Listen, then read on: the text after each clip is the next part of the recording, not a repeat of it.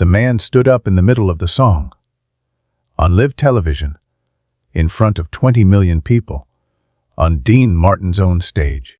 He should not have done that. Nobody interrupted Dean Martin on his own show. Nobody had ever tried. This man tried. On a Thursday night in February, in front of 20 million people, with the cameras rolling, one man thought he had something to say. One man had been saying things on that stage for years. Only one of them knew how this was going to end. It was not the man who stood up. What Dean Martin did next was not what the crew expected. Not what the audience expected. Not what 20 million people at home expected. And nobody who saw it ever forgot it. NBC Studios, Burbank, 1967. The Dean Martin Show. Thursday nights, 20 million viewers, every week. The most watched variety show in America. Not because of the format. Not because of the guests. Because of the man. Dean Martin at 50 years old, standing on a stage that felt like it had been built around him, like the lights were calibrated to his exact level of ease, like the whole production existed so he could do what he did, which was make everything look like nothing. The show had been running for 3 years. It had found its rhythm. Dean wandered the stage, talked to the band, talked to the guests, made it look like nothing was planned, because the best things never are. The audience at home tuned in every Thursday the way you tune in to something you trust, the way you settle into something that has never let you down. That Thursday night, 20 million people settled in and got something they did not expect. Dean Martin was 50 years old. He had performed in every kind of room. He had handled every kind of crowd. He had started in rooms where nobody was paying attention. He had worked his way to rooms where everyone was. He had never lost a room. Not once. Not ever. This was not because he had never been challenged. It was because of what he did when he was. The audience that night was 300 people in the studio. 20 million at home, who tuned in every Thursday to watch Dean Martin be Dean Martin. They were about to see something different. Something nobody planned for. Something that would get talked about for decades. You know that feeling when someone disrupts something you have built carefully. Your space, your room, your stage, and you have to decide in 1 second how to respond. In front of everyone. That is exactly where Dean Martin was, on his own stage, on live television, in front of 20 million people. Thursday night, February 1967, NBC Studios, Burbank. The Dean Martin Show preparing to go live. Everything the way it always was. Almost. The studio was warm. 300 people in their seats. The band tuning up behind the curtain. The lights the kind of bright that makes everyone look like they belong there. Dean was in his dressing room. Someone knocked. 5 minutes. He straightened his tie, picked up his glass, and walked out. Backstage on the Dean Martin Show was its own particular world.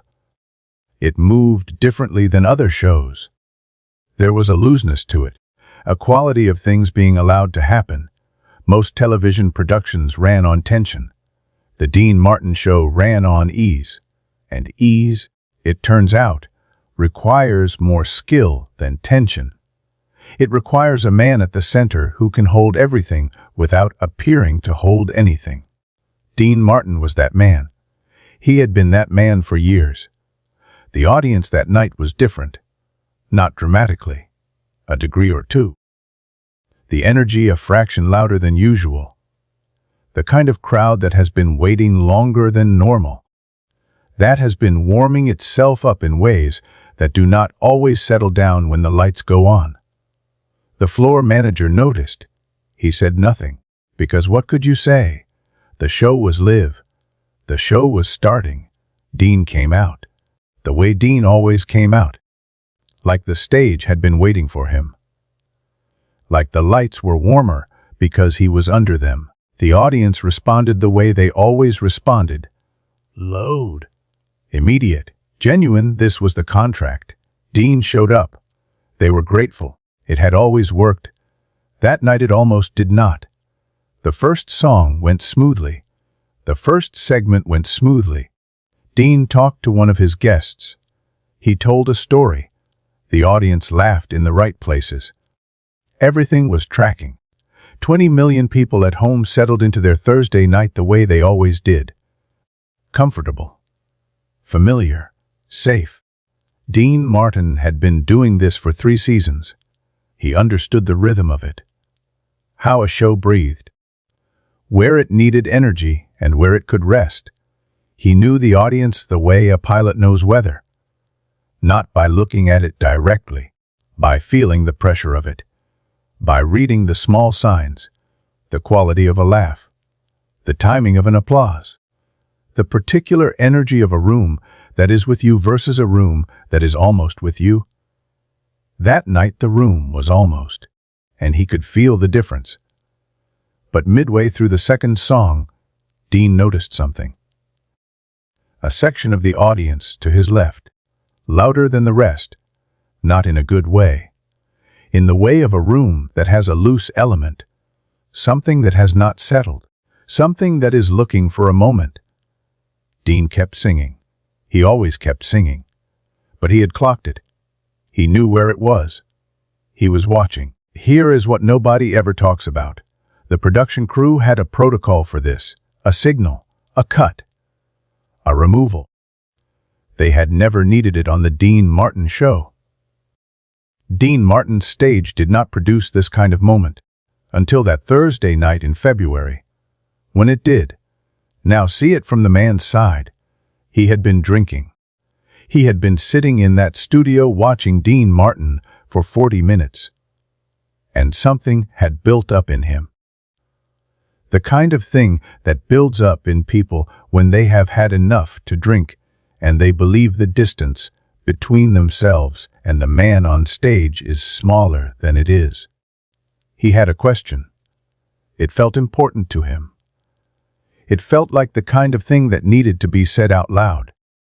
He had been holding it since the first commercial break. He had talked himself into it during the second. He had stood up during the third song, without fully deciding to stand, the way people make their worst decisions. Not with a plan, with momentum. 300 people in that studio, 20 million at home, one man on his feet, and Dean Martin, microphone in hand, who had already decided before the man finished his first sentence exactly how this was going to go. The song was almost over. One verse left, and then the man stood up.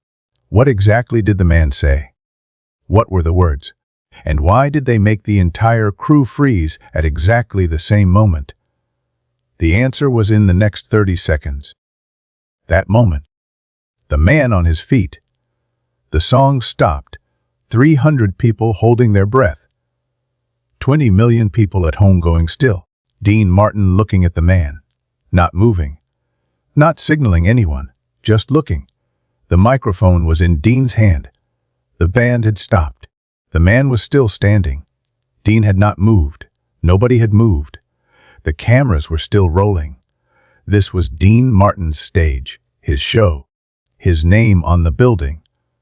A man had just stood up in the middle of it, on live television, in front of 20 million people, and Dean Martin had now called security, had not signaled the crew, had not done anything that anyone in that building expected. Dean Martin looked at the man for a long moment, the kind of moment that feels longer than it is, the kind that the people in the room will describe differently for decades. Some will say it was 3 seconds. Some will say 10. All of them will remember the smile that came at the end of it. Dean raised the microphone and spoke. A man had stood up on Dean Martin's stage, on live television, in front of 20 million people. The crew was waiting for a signal. Security was ready to move. Most hosts would have cut to commercial. Most hosts would have called for help. But Dean Martin was not out most hosts. He did not signal anyone. He did not cut anything.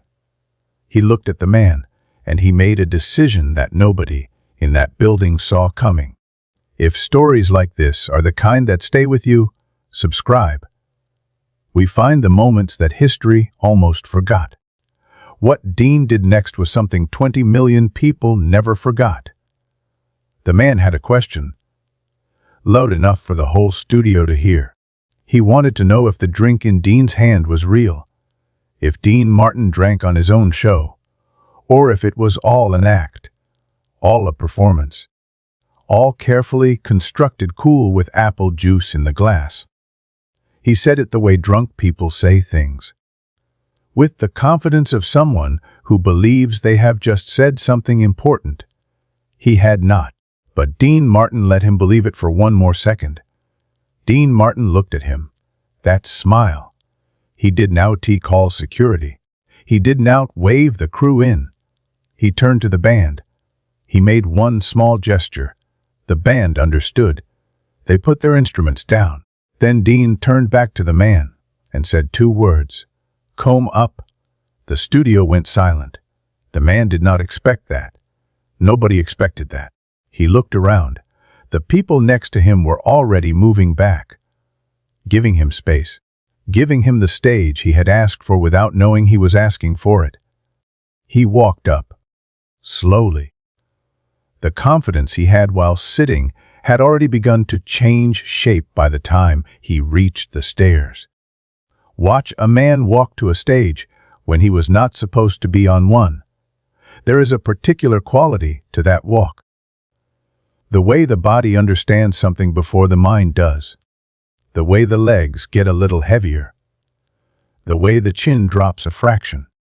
The way the room around him suddenly feels larger than it did from his seat.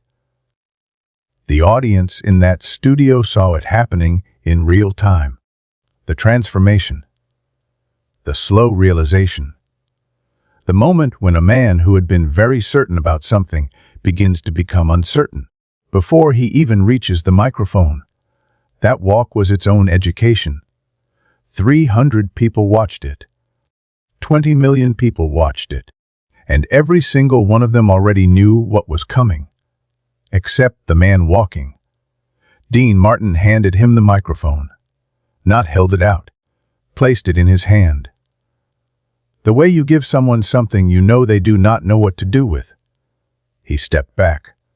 1 step, gave the man the stage, all of it, 300 people, 20 million at home, the lights, the cameras, the band, all of it now pointing at one man who had been much more comfortable when he was sitting in the audience.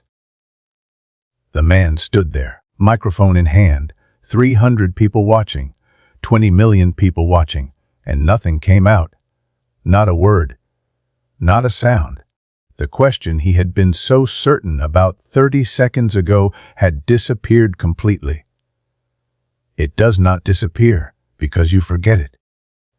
It disappears because you suddenly understand what it would cost to say it.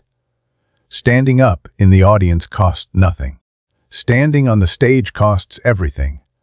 The man understood that now, with the microphone in his hand and the lights on his face. And 300 pairs of eyes pointed at him, and 20 million more at home. The distance between the audience and the stage had turned out to be exactly as large as Dean Martin had always known it was. The man had just found out. Dean Martin watched him. He did not rush it. He gave the man the full weight of the moment, because the moment was doing the teaching, and the teaching required time. A few seconds. Long enough. Then Dean Martin walked back. 1 step. He took the microphone gently. He looked at the man. He said, quietly into the open microphone, "It is harder up here than it looks." The studio laughed, not at the man, with him. Because Dean Martin had made it impossible to laugh any other way. He had given the man a way out that cost him nothing. He had turned the whole thing into a lesson that felt like a joke. That was the craft of it. That was why 20 million people never forgot that Thursday night. You know that moment when you say something and understand immediately that the distance between where you are and where you thought you were is much larger than you assumed. That is what the man felt standing on that stage, with the microphone in his hand, and nothing coming out. Dean Martin had shown him that distance, without humiliating him, without raising his voice, without doing anything except handing him exactly what he had asked for, and stepping back. Dean Martin had handed a man his own moment, and the man had not known what to do with it. But that was not the end of the story, because what happened after the man sat back down was something nobody planned for, and what Dean did for the rest of that show revealed something about him that the cameras almost missed. Dean Martin had said 6 words. The man had said nothing. 20 million people had understood everything. But the story was not over. Because what happened in the next 30 minutes of that show was stranger than the moment itself. And what Dean did when the cameras went off was the part nobody ever talked about. Stay with it. The man sat back down. The audience applauded. Not mockingly. The way you applaud someone who has just done something brave without meaning to. The man nodded. He did not look up for a while, but when he did, Dean Martin was already back at the microphone. Already in the next song. Already somewhere else entirely. That was the move. Not the 6 words. What came after, the complete return to the show. The total absence of anything that made the man feel followed. The refusal to let the moment become a thing. Dean had handled it. And then he had let it go. And the letting go was its own kind of mastery. Dean finished the show. The way Dean always finished his shows. Like the whole thing had been planned from the beginning. Like the man standing up had been part of the act. Like 20 million people had just watched something that was supposed to happen. That was the genius of it. Dean Martin could absorb anything and make it look like it belonged. That was the real skill. Not the singing, not the comedy, the absorption. The next guest came out. Dean introduced him the same way he always introduced guests. Warm, easy, like they were old friends, whether they were or not. The band played the transition music. The show breathed, and the moment with the man dissolved into what came next. Not forgotten, but folded in, absorbed. The way Dean absorbed everything.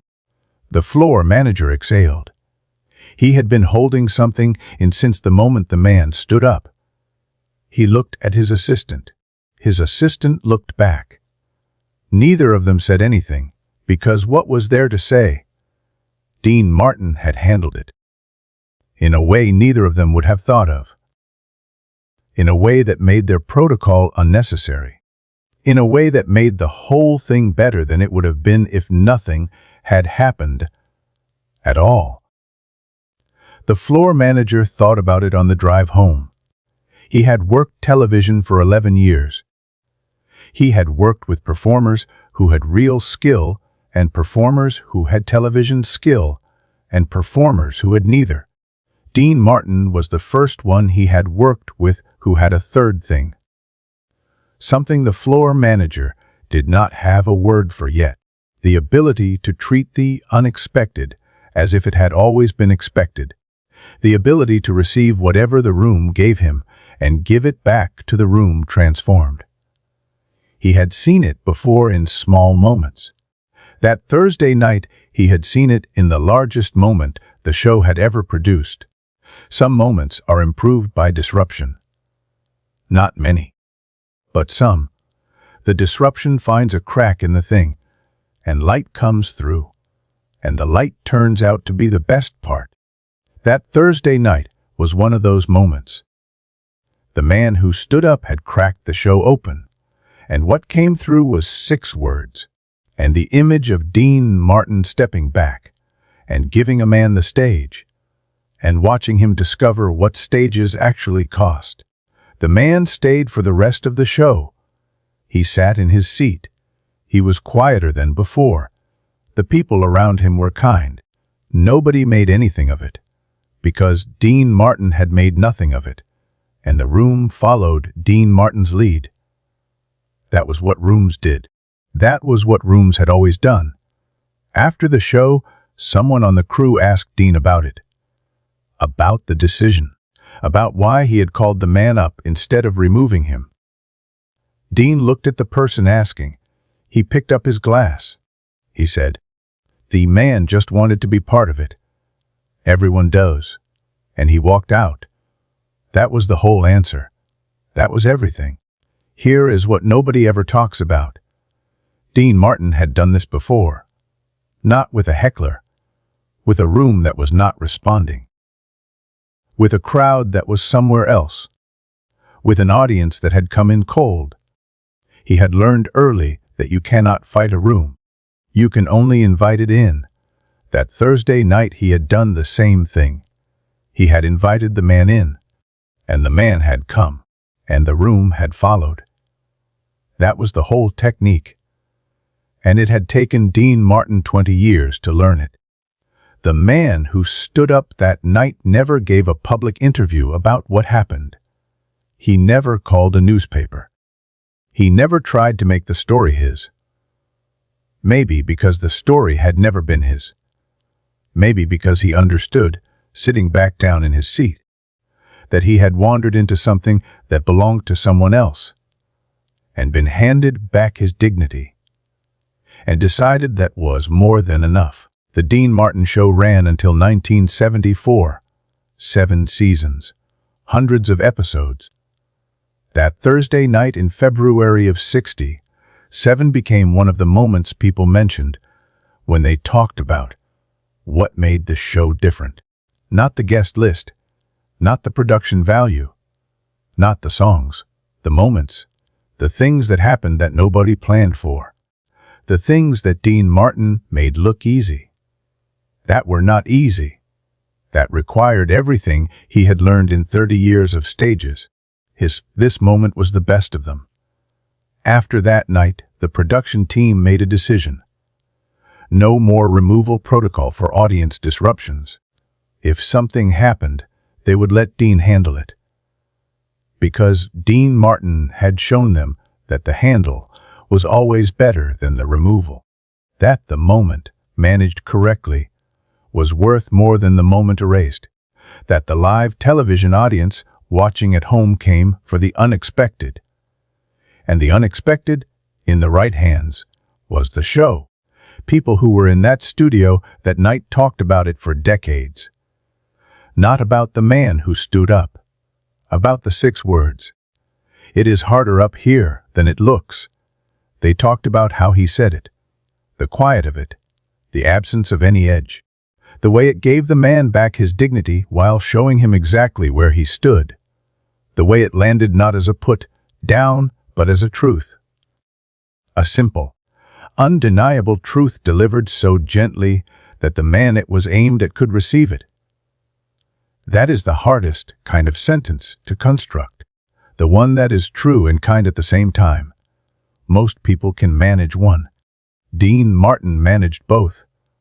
In front of 20 million people, without rehearsal, in the space between a man standing up and a man sitting back down. There were producers and writers on other variety shows who saw that broadcast, who were in meetings the next day, who said, "Did you see what Dean Martin did?" Who talked about it not as a television moment, but as a master class in how to hold a room, in how to turn a disruption into a demonstration, in how to show an audience something true about the distance between wanting and having, between watching and doing, between the seat and the stage. Variety show hosts who came after Dean Martin studied that moment, not always knowing that is what they were studying, but the instinct to invite rather than remove, to absorb rather than deflect, to make the disruption part of the show rather than an interruption of it. That instinct came from somewhere. For a lot of them, it came from that Thursday night. Dean Martin died in 1995. The Dean Martin Show had been off the air for 21 years. But that moment lived on. In the people who had been in that studio. In the 20 million who had watched at home. In the 6 words that still get quoted by people who were not even alive when Dean Martin said them. This is not a story about a heckler. Hecklers happen every night on every stage. This is a story about what you do when the room tests you. And whether you pass. Most people, when challenged on their own stage, respond with force. They remove the problem. They shut it down. They protect what is theirs. Dean Martin did the opposite. He opened the stage wider. He made more room. He handed the man the very thing the man thought he wanted, and in doing so, showed everyone watching exactly why that stage belonged to Dean Martin and not to anyone else. Think about the last time someone challenged you in a space you had built. Your work, your home, your team. Did you close down? Did you push back? Or did you find a way to make the challenge part of the thing you were building? Most people closed down. Dean Martin opened up. That was the difference. That was the whole story. Confidence is not the absence of challenge. Confidence is what you do when the challenge arrives. Dean Martin was challenged on his own stage, in front of 20 million people, and he smiled, and handed the man a microphone, because he already knew what was going to happen, because a man who has earned a stage does not fear what happens when someone else stands on it for 30 seconds. He knows they will hand it back. The next time someone disrupts something you have built, before you push back, before you remove, before you protect, ask yourself what Dean Martin asked himself on that Thursday night. What happens if I invite them in instead? What happens if I hand them the microphone? What happens if I step back and let the truth of this space speak for itself? Dean Martin knew the answer. He had always known. 20 million people watched him prove it. NBC Studios. Burbank. 1967. A man stood up in the middle of Dean Martin's show. On live television. In front of 20 million people. Dean did not call security. He did not cut to commercial. He handed the man a microphone and stepped back and said 6 words, and 20 million people understood everything. That was Dean Martin. Not the songs, not the smile, not the glass. This, 6 words, on a Thursday night, in front of everyone. If stories like this are what you come here for, subscribe. The playlist is waiting. These are the stories that matter. One stage, one man who stood up. 6 words that ended it, before it had a chance to become anything else. Nobody had ever done that before. Not like that. Not on live television. Not in front of 20 million people. Not by handing the problem exactly what it thought it wanted. And watching it realize it did not know what to do with it. Think about the elegance of it. Dean Martin did not win that moment by being bigger than the man. He won it by making the man as big as he could be. By giving him everything he had asked for. And trusting that everything he had asked for would answer his question better than anything Dean could have said. That is a different kind of strength. A harder kind. The kind that does not announce itself. The kind that requires total confidence in what you have built. Total trust that the stage itself will do the work. That is what those 6 words were built on. Not cleverness. Trust. Dean Martin walked off that stage the same way he walked onto every stage. Like the whole thing had been planned. Like the man standing up had been part of the show. Like 20 million people had just watched exactly what they came to watch. Because they had. They just did not know it until it was over. The strongest thing in any room is not the person who shuts things down. It is the person who opens them up and trusts what they have built to handle whatever walks in. Dean Martin built something that could handle anything. That Thursday night, he proved it, in 6 words, in front of 20 million people. That was Dean Martin. 6 words. That was enough.